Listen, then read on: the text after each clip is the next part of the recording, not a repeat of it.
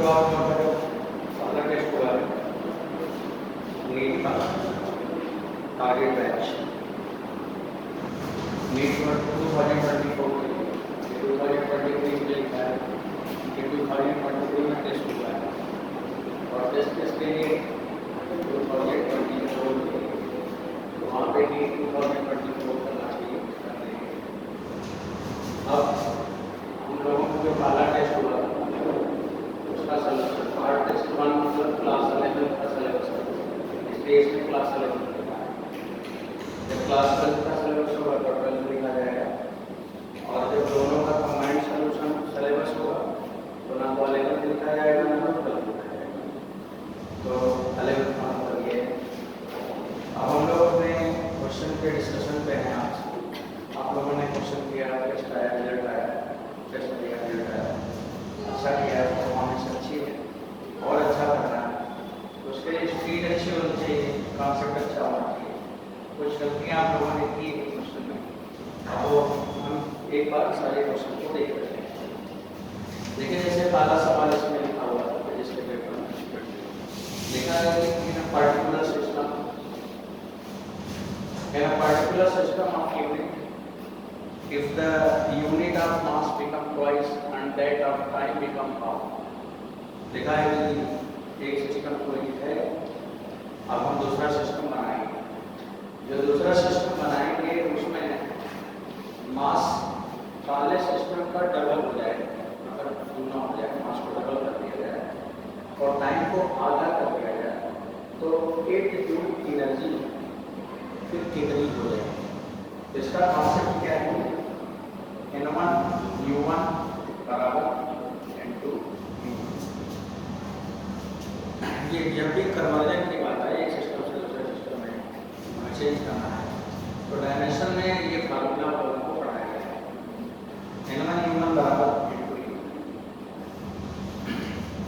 और इसमें जो इंफॉर्मेशन दी है केवल मास और टाइम के बारे में नहीं, मतलब बाकी चीजें कब नहीं बता, केवल क्या बता मास और टाइम बता, बाकी चीज भी है और भी जो बाकी होंगी वो नहीं चाहिए। बच्चों जूल लिखा है यहाँ पे और यहाँ पे वर्क लिखा है, वर्क की यूनिट ही जूल है। अब वर्क की यूनिट जूल है तो फिर इसमें डायमेंशनल फार्मूले लिखने हैं। तो यहाँ पे जैसे लिखा मैंने 8 अब जूल माने डायमेंशनल फार्मूला वर्क का या एनर्जी का जो भी आप बता दो तो क्या याद है ml स्क्वायर की मान क्लियर। तो m माने किलोग्राम, l माने मीटर स्क्वायर ml2 और t माइनस 2 का मतलब है सेकंड 2। बच्चों अब हमें n2 पता करना है, n2 पता करना है। अब जो दूसरा सिस्टम है सपोज किलोग्राम की जगह मैंने डैश कर दिया, न्यू सिस्टम में किलोग्राम की जगह किलोग्राम डैश हो गया, नया वैल्यू आ जाएगा। या इसको वैल्यू ही कुछ लिख दें, यही लिख दें कि ज़्यादा ठीक है, किलोग्राम डैश हो गया। लेंथ में तो कोई इंफॉर्मेशन नहीं है चेंज करने का, तो दैट विल m ही रहेगा, मीटर ही रहेगा। बच्चों सेकंड में बोला है कि टाइम को चेंज करना है तो जो नया सेकंड बना वो सेकंड डैश हो जाएगा, सेकंड डैश का स्क्वायर हो जाएगा। ये बात समझ है? तो ये न्यू सिस्टम में हम मास को किलोग्राम डैश समझ लें और लेंथ को मीटर ही समझना है। Because not given here what will change and according to the given time will change. तो टाइम सेकंड में क्या हो गया, सेकंड स्क्वायर हो गया। बच्चों अब हमें n2 निकालनी है। अब देखो 8 हो गया, बिल्कुल आराम से ऐसे हम लिखते जा रहे हैं किलोग्राम का मीटर स्क्वायर का और इधर की तरफ में सेकंड स्क्वायर करूंगा। अब यहाँ पे बच्चों किलोग्राम डैश हो गया, मीटर स्क्वायर हो गया, अब सेकंड डैश का स्क्वायर का अब देखो ये मीटर स्क्वायर तो बेकार है, कैंसिल हो गया, इसमें कोई चीज नहीं है, इसलिए बेकार है, कोई चेंज नहीं है तो क्या मतलब उसका। चलो अब देखो इसमें जब जूल है तो मास किलोग्राम है पहले सिस्टम। अब दूसरी बात कहा है कि मास बिकम ट्वाइस का मतलब है कि kg डैश बराबर हो जाएगा 2 किलोग्राम। बच्चों फिर ये मीटर अभी हम कैंसिल कर देंगे ये भी क्या लिखा है कि जो दूसरा सिस्टम है उसमें लिखा है and that time become half. तो सेकंड डैश का मतलब होगा बच्चों सेकंड का हाफ, तो हाफ का स्क्वायर मतलब थोड़ा लेगा और फिर क्या हो जाएगा सेकंड स्क्वायर। अब kilogram kilogram, metre metre, second second सब कट गया, सब कट गया। तो अब देखो वैल्यू कितनी है बच्चों, n2 का मान कितनी है, ऊपर 8 हो गया तो 4 × 8 हो गया, ये कितना हुआ 1। तो हमारा इस सिस्टम में वैल्यू कितनी होगी 1 होगी, 1 माने ऑप्शन हो गया, पहले के सवाल ठीक हो गया। अब पहले की बात समझ में आ गया। अब हम दूसरे नंबर पे जाएंगे, देखो इसको यहाँ पे मैंने इसको सोल्यूशन भी काम करता है या वैसे भी उसमें मैंने किलोग्राम लिखा था इसमें हमने इंटू कर दिया, तो इंटू बराबर 2 लिखो ऐसे। चलिए आगे बढ़ते हैं। अब बच्चों क्वेश्चन नंबर 2 में क्या लिखा उसको देखो, consider that force acting on the body as function of position x, मतलब फोर्स x पे डिपेंड करेगा और जैसा इक्वेशन है वैसे डिपेंड करेगा। तो इसमें अब जब देख लो कि क्या होगा, बहुत आसान सा बात है, आसान सी बात बच्चों। यहाँ पे क्या है कि जो ये पूरा साइन के साथ जो इतना है ये क्या है डायमेंशन लेस। अब साइन के साथ भी और साइन के अंदर भी है, तो k1x is the dimensionless, k2t is also dimensionless. Sine और cos में कोई भी होगा तो साइन के बाद एंगल होगा, cos के बाद एंगल भी होगा, और अगर वो एंगल है तो एंगल का यूनिट है रेडियन पर डायमेंशन नहीं होगा। और यहाँ पे हम डायमेंशन की बात कर रहे हैं। अब यहाँ पे मेरे को ये दिख गया कि जो k1x है डायमेंशनलेस का मतलब मानते हैं, और बच्चों x is the position, position माने लेंथ, तो k1 क्या होगा x इनवर्स, और x अगर लेंथ है तो l-1। बच्चों k1 का डायमेंशन जहाँ पे देख रहे हैं तो l-1 होगा, l-1 k1। अब अच्छे तरीके से दूसरा आपको पता है इसमें चलो बैठो, k2t ये भी तो डायमेंशनलेस है 1, तो k2 बराबर क्या हो जाएगा t - 1, तो t - 1 हो गया, k2 का डायमेंशन है। अब क्वेश्चन आता है कि a और b क्या, अगर ये फोर्स है, देखो अगर ये फोर्स है ये, तो ये भी फोर्स ही होगा और ये भी फोर्स ही होगा, क्योंकि क्वांटिटी का डायमेंशन क्या होगा बच्चों बराबर ही होगा। जैसे अब ये फोर्स है, ये डायमेंशनलेस है, तो यहाँ a बचा, तो जो a बचा वो क्या है F, यहाँ पे जो b बचा वो भी क्या है F। a और b बोथ है same dimension is of force माने m/L/t-2। बच्चों a का डायमेंशन t का डायमेंशन बराबर कितना है m/L/t-2, यही है ना। चलिए अपना अपना आंसर इसमें मिलाइए, फटाफट देखो कौन किसका आंसर है, पहले से बताना बच्चों। a माने फोर्स, फोर्स माने r,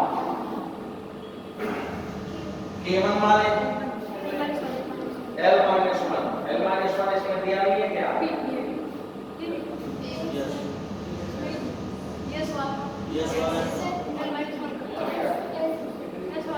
S वाला है, तो यहाँ इसी को ठीक है माइनस यहाँ पे माइनस।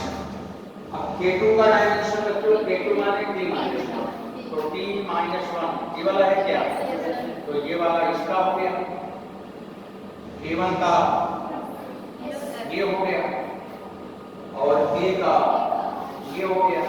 अब एक मिलकर चौथा ढूंढ लो, अब इसमें चौथे में क्या लिखा k1 के टू माइनस 1 मल्टीप्लाई करो बच्चों t - 1 l-1 ये लिखा है, ये इधर घूम के चला है, सही है।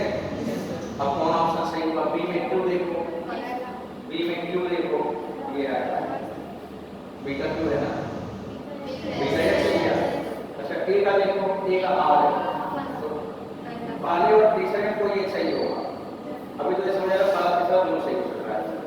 अब बी में देखो बच्चों, बी का क्या है एस, अब डिसाइड हो गया। अब आगे क्या है मत देखो, अब आगे देखना नहीं है, कोई काम चल जाएगा। आगे मत निकालो तो भी आ जाएगा, क्योंकि आगे वाला छोड़ दो, बस दो तो मैच करेंगे, बाकी दो डिफरेंट हो गए, तो ये सही करवा दे सकता। तो आंसर आ गया, ये भी आ गया। अब हम लोग इसका देखो आंसर क्या निकाला है। चलिए बच्चों, ये वाला आपसे पूछा है इंपल्स। इंपल्स का मतलब क्या होता है? इंपल्स का मतलब होता है मोमेंटम। तो इंपल्स को लिखते हैं जे, और इंपल्स होता है चेंज इन मोमेंटम। तो मोमेंटम का चेंज करोगे तो क्या एनर्जी बन जाएगा, तो मोमेंटम भी रहेगा। तो मोमेंटम ही रहेगा, तो मोमेंटम का मतलब मास और velocity, this is equal mlt - 1। ये हो गया। चलो बच्चों, ये भी हो गया, तीसरा क्वेश्चन हो गया। अब हम आगे बढ़ते हैं। अब आप देखो क्वेश्चन नंबर 4 में क्या लिखा है। Dimensional formula of physical quantity is MALBTC। लिखा है m का डायमेंशन a है, l का डायमेंशन b है, टाइम का डायमेंशन c है। तो अब इसमें कितने क्वांटिटी लिखे हुए हैं, कुछ क्वांटिटी लिखे हैं। Spring constant and surface tension have the same dimension. तो स्प्रिंग कांस्टेंट और surface tension have the same dimension, because surface tension is the force of man, spring constant is also force of man. अब बच्चों force of मान length जब लिख दोगे तो mt - 2 आ जाएगा। इन दोनों का mt - 2 हो जाएगा। तो mt - 2 का मतलब हुआ कि a = 1, b = 0 और c = -2। सही है, एबीसी की वैल्यू देंगे। समझ आ रहा है? नहीं समझ आ रहा? अच्छा, फोर्स का तो फोर्स का अगर लिखा जाए तो बच्चों क्या होगा, MLT - 2। इसका दोनों का लिखा जाए फोर्स लिखे क्या,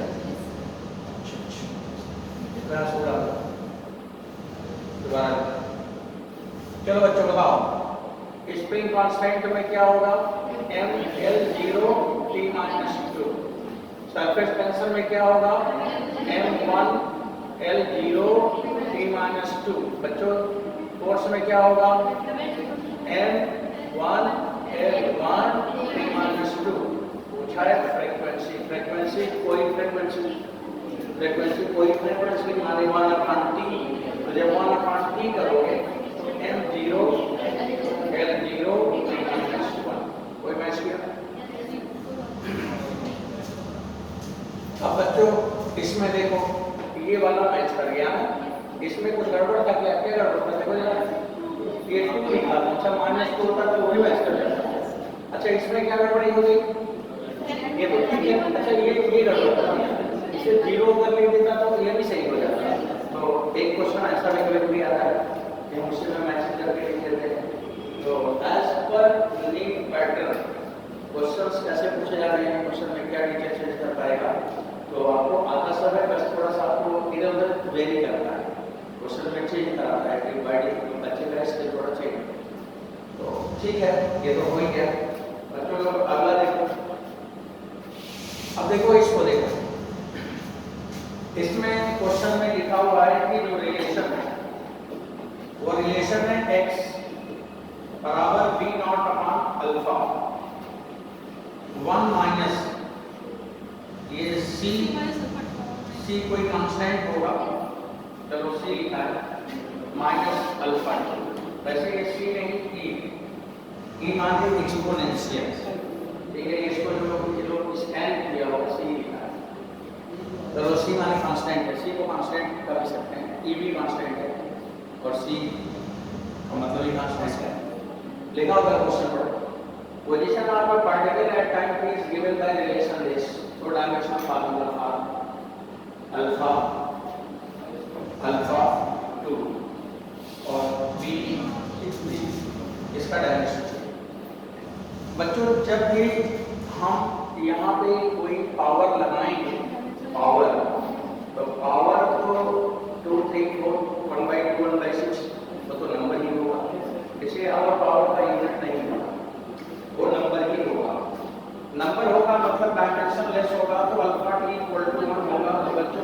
इक्वल टू t माइनस 1 होगा। अल्फा तो निकल रहा है। अब ये पूरा नंबर है, ये नंबर है, तो यहाँ जो x है must be equal to v naught by, क्योंकि लेफ्ट का डायमेंशन राइट के बराबर ऑलवेज होगा, तो फिर ये तो नंबर में निकल गया, तो फिर ये वाला क्या हुआ, इक्वल हो गया। तो मैं क्या लिखूंगा, v naught by alpha equal to l, x माने l, या x ही लिखे रहो, और बच्चों v नॉट बराबर अल्फा x, और अल्फा आपने कहीं लिखा है t माइनस 1 और x का मान l, तो t माइनस 1 l, तो ये हुआ बच्चों v नॉट। अब चलो वैल्यू लिखो भाई, अल्फा 2 t माइनस 2, शाबाश, v not Q t minus 3 और l क्यू, बच्चों l3 और t माइनस 5, देखो कहीं मिला हुआ और नहीं है, ये वाला सेकंड सही हो गया, तो ये सही हो गया। अब देखिए डायमेंशन की क्वेश्चन चल रहा है और आगे फिर हम पढ़ते हैं, ये ये भी डायमेंशन का पार्ट टेस्ट है, तो चैप्टर में थोड़े से यूनिक, थोड़े से कंप्यूटर का बढ़िया से रिवीजन हो जाता है, अच्छे से टेस्ट हो जाता है, चीजें सेट हो जाए। फिर बच्चों लिखा हुआ हमें क्वेश्चन देखो, frequency of oscillation of an object और मास suspended by end of string of constant k, force F, c dimensionless bus। तो इतना सब जो लिखा है अलग अलग, दैट मींस ठीक है, क्वेश्चन में लिखा है। हम मेन क्वेश्चन पे आते हैं, मेन पार्ट पे आते हैं। F equal to c m x और k y। देखो बच्चों, देखो f माने frequency is the t minus 1, right, frequency of oscillation is the frequency, और क्या लिखा है, मास m, मास m हो गया, तो ये मास साइड का कोई डायमेंशन नहीं है, m x हो गया। बच्चों देखो ये क्या है भाई, फोर्स कांस्टेंट है ना, तो फोर्स कांस्टेंट अभी आपने पढ़ा है, क्या था, mv माइनस 2 और ये y। बच्चों बस अब आपको बताऊं, यहाँ लिखना m का डायमेंशन 0, t का डायमेंशन -1, यहाँ लिखना x प्लस y और t का डायमेंशन -2 है, not equating the same dimension, same dimension को इक्वेट करो। बच्चों t का -1 है और यहाँ पे t का डायमेंशन -2y है, तो -2y इक्वल टू -1, तो y इज हाफ, एक वैल्यू है। अब x plus y, there is no dimension, m is the dimensionless, so x plus y must be 0, and if you put value y equal to half, then we get x is -1। बच्चों now your answer,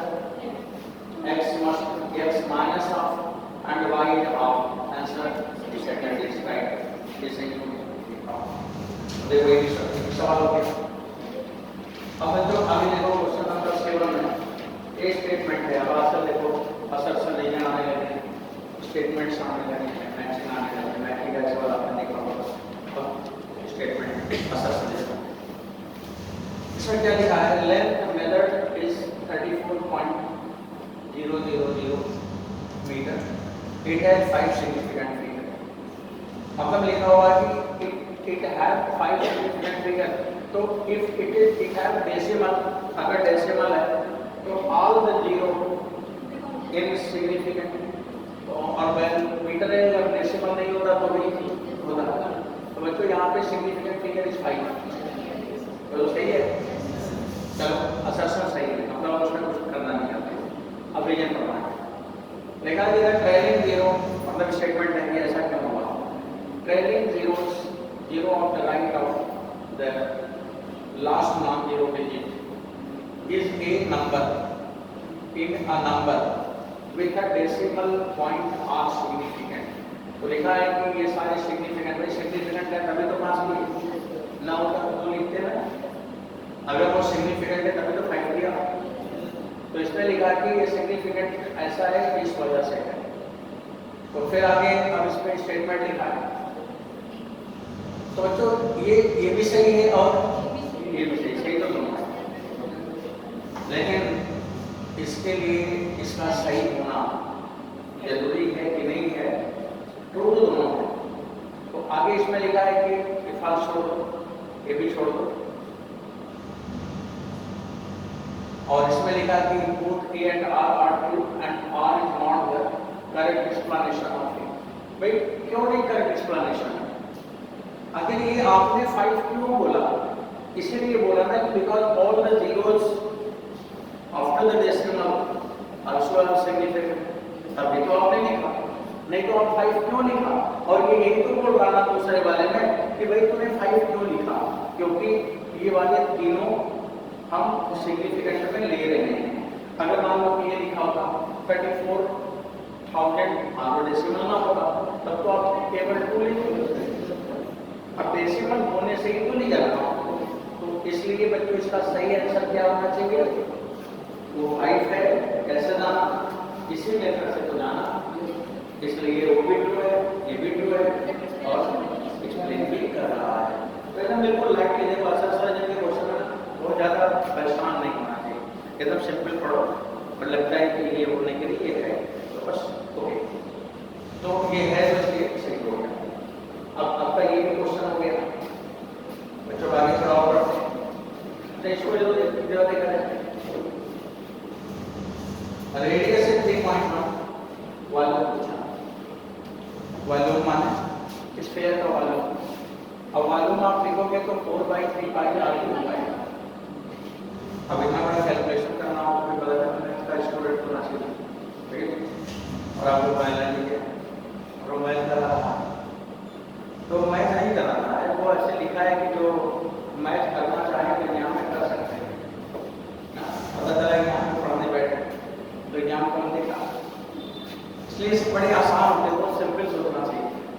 उसका कुल ज़्यादा ध्यान नहीं है, वो बोल रहा है कि तो भाई इसे 3 बार मल्टीप्लाई कर लेना। अगर मल्टीप्लाई करें, डिवीजन करें, तो result always express in minimum significant figure. अगर 2 क्वांटिटी को मल्टीप्लाई करो या कई को मल्टीप्लाई करो तो आंसर उतने सिग्निफिकेंट में होगा जो उन सब में मिनिमम रहा होगा। अब यहाँ तो एक ही है और उसका सिग्निफिकेंट फिगर 2 है, तो इसका मतलब मेरे आंसर में सिग्निफिकेंट फिगर 2 आना चाहिए। अब देखो इसको मैं काट दूंगा, बेकार है, पता नहीं कितना सिग्निफिकेंट है, 1 2 3 4 5 और आना 2 है। इसको अब देखो इसमें ये भी काट दिया। अब बच्चों यहाँ 2 और 4 है, अब 2 और 4 है, अब 2 और 4 है तो थोड़ा मल्टीप्लाई करेंगे कि 1.2 सही है कि 1.3 सही है, वैसे तो मल्टीप्लाई करना है। अब ये दोनों को चेक करने के लिए मल्टीप्लाई तो करो। अब बच्चों को 3 टाइम्स मल्टीप्लाई करो इस वाले को और 4/3 पाई और 3 टाइम्स मल्टीप्लाई 3.1 और 3.1, राइट। फिर 4 और पाई का मान क्या होगा, 3.1 4 इंटू 3.1 इंटू 3.1/3। अब इसे थोड़ा सिंप्लीफाई कर लेते हैं, थोड़ा एक आइडिया लग जाएगा। तो ये जब नंबर आया होगा तो यहाँ पे 1.2 के बाद 2 के बाद जो भी नंबर होगा वो 5 से लेस होगा, तो 5 से लेस होगा तो राउंड ऑफ में 2 ही रहेगा। और यहाँ पे 1.2 के आगे जो भी नंबर आएगा वो 6 हो जाएगा, 7 हो जाएगा, मतलब 5 से ग्रेटर हो जाएगा, तो राउंड ऑफ करके 1.3 कर लेंगे। तो जैसे थोड़ा रफ करेंगे वैसे करने आ जाएगा। तो ऑप्शन इसका कौन सा मैच किया होगा, सेकंड मैच किया होगा। अब बच्चों थोड़ा आगे फिर बढ़ लेते हैं, क्वेश्चन नंबर 9 पे आता है। देखो इसको मैं पढ़ रहा हूँ, सुनो सब। Vernier scale of calliper has 50 division which coincide with 49 main scale division। तो इसमें क्या लिखा है, 50 वर्नियर डिवीजन 49 मेन स्केल के इक्वल है। if each man square division is of 0.5 mm, बच्चों 1 MSD की वैल्यू क्या है? 0.5 mm। अब मेरे को 1 BSD चाहिए। क्या चाहिए? 1 BSD। अब 1 BSD चाहिए तो उधर देखो 50 डिवीजन ऑफ वर्नियर, यही है ना? तो क्या लिखा है? 50 BSD। हाँ, 50 BSD बराबर 49 MSD। अब पूछा क्या है बच्चों? रिस्पॉन्स पूछा क्या? हाँ, मिनिमम एक्यूरेसी का मतलब क्या होगा? भाई एरर का रिस्पॉन्स है ना। अब बच्चों आपको निकालना है तो एक कॉन्सेप्ट ये है कि 1 BSD निकालो, और दूसरा मैंने आपको बताया था लीस्ट काउंट इक्वल टू होगा value of 1 MSD divided by number of BSD। क्या आ रहा है? बस लिख दो। तो 1 MSD की वैल्यू 0.5 mm है ना, और बच्चों नंबर ऑफ BSD कितना है? 50 है। अब इसे आपने सिंप्लीफाई कर लोगे तो आंसर आ जाएगा। तो क्या आएगा? अब देखो भाई ये mm है ना, अब इसको डेसिमल यहाँ सटा दो बच्चों, आप लोग जैसे क्लास 6 में छोटे बच्चे थे तो कितना आ जाएगा? 1/100 आ जाएगा ना, 100 mm। तो 1/100 का मतलब पढ़ लिया, ये वाला सही है क्या? बड़ा सही, ठीक समझ आ गया। तो इस क्वेश्चन का टारगेट ये था कि हमने लिस्ट काउंट नहीं लिखा था, मैं लिस्ट काउंट लिखा तो ज्यादा बच्चे समझ लेते। अब यहाँ पे लिस्ट काउंट की जगह लिखा है मिनिमम इन एक्यूरेसी, एक्यूरेसी में इन एक्यूरेसी, एक्यूरेसी नहीं लिखा तो मिनिमम इन एक्यूरेसी। तो मिनिमम भी खराब है और इन भी खराब है, और तो खराब मिल जाए तो अच्छा हो जाता है। क्या नेगेटिव का दिया जाए तो पॉजिटिव हो जाता है। तो इन एक्यूरेसी का मिनिमम लगा दिया तो एक्यूरेसी आ गया। तो मोर एक्यूरेसी का मतलब क्या हुआ? लिस्ट काउंट कहते हैं कि हम एरर को कम करना चाहते हैं, तो एक्यूरेसी बढ़ाना चाहते हैं। एक्यूरेसी बढ़ाना चाहते हैं तो लिस्ट काउंट कम करना चाहते हैं। कोई पूछे एरर को कैसे कम कर? तो एरर को कम करने के 4 बात बताई थी मैंने। एक बताया था लिस्ट काउंट को डिक्रीज करो, अनसर्टेनिटी को डिक्रीज करो, लिस्ट काउंट को डिक्रीज करो, अनसर्टेनिटी को डिक्रीज करो, और सेंसिटिविटी डिक्रीज करो, एक्यूरेसी डिक्रीज करो। एक्यूरेसी बढ़ाना और लिस्ट काउंट घटाना, इसका मतलब accuracy measured by list count, तो इसलिए लिस्ट काउंट मेरे को पता चला कि लिस्ट काउंट, राइट बच्चों? तो ये वर्ड में लैंग्वेज मोस्ट इम्पॉर्टेंट है फिजिक्स में, और लैंग्वेज में ज़्यादा बच्चे गलत करते हैं, कुछ तो आसान होते हैं, इसलिए पढ़ते समय थोड़ा ध्यान से पढ़ना होगा। आगे बढ़ते हैं। कोई रीडिंग पूछ रहा था क्या? एक मिनट, कोई रीडिंग पूछ रहा था क्या?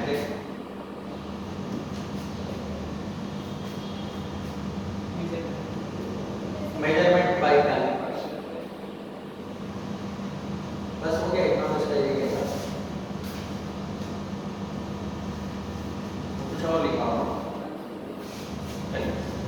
उसका आंसर में कुछ और क्वेश्चन था।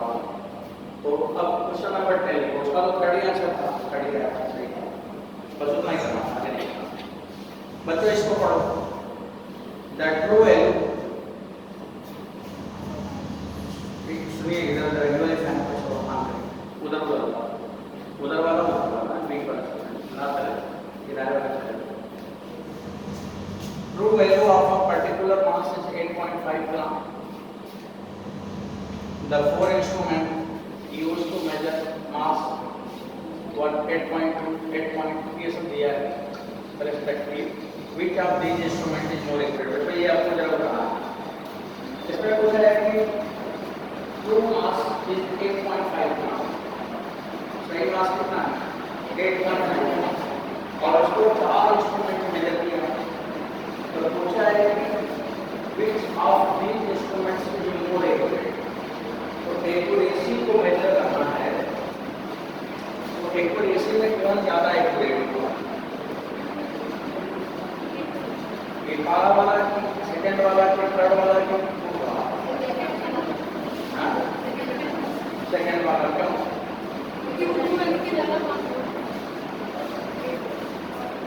देखो देखो बात ये समझना है, दो तरह समझना होता है, ध्यान से वही बात समझना। आप दो क्वेश्चन पूछते हैं, एक में पूछूंगा कि मोर प्रेसाइज और एक पूछूंगा मोर एक्यूरेट। अभी मान लो मैंने एक्यूरेसी बोल दिया, अगले दिन मैं प्रेसाइज बोलूंगा। दो चीज होता है, एक्यूरेसी और प्रेसाइज। प्रेसिशन के लिए मिनिमम लीस्ट काउंट, प्रेसिशन के लिए मिनिमम लीस्ट काउंट, और एक्यूरेसी के लिए मोर सिग्निफिकेंट फिगर। तो सिग्निफिकेंट फिगर जितना ज्यादा होगा उतना एक्यूरेट, और लीस्ट काउंट जितना मिनिमम होगा उतना प्रेसाइज। तो खैर इसमें प्रेसाइज नहीं बोला, इसमें क्या बोला? एक्यूरेसी। तो क्या लिखना है? ऐसे मोर सिग्निफिकेंट फिगर, इसका सिग्निफिकेंट फिगर 2, इसका सिग्निफिकेंट फिगर 3, इसका सिग्निफिकेंट फिगर 4, इसका सिग्निफिकेंट फिगर 1, इसका सिग्निफिकेंट फिगर 2। तो 2 से ज्यादा हो अच्छी बात, 2 से कम हो बिल्कुल खराब बात है, क्योंकि एक्यूरेसी बढ़ानी है। तो 2 से 2 है, 2 से खराब है तो काट दो। अब 2, 3, 4 में सबसे अच्छा ये वाला, अच्छा 2 वाला है, लेकिन वैल्यू भी वही लगभग आ जाएगा। अब यहाँ पे जब आप राउंड ऑफ करोगे तो 8.2 आ जाएगा। अब वो पहले सिग्निफिकेंट फिगर 4 होता है, लेकिन वैल्यू थोड़ा ज़्यादा 8.5 ही होना चाहिए। मेरी बात समझ आएगी? तो सिग्निफिकेंट भी ज़्यादा हो और वैल्यू के आस पास ही हो। तो this is 8.5 is right, this is 8.2 this is wrong. More SF, more significant figure is okay but value is different, अलग है। तो अब सही क्या हुआ? तीसरा। क्यों सही हुआ? कि सिग्निफिकेंट मिल जाता है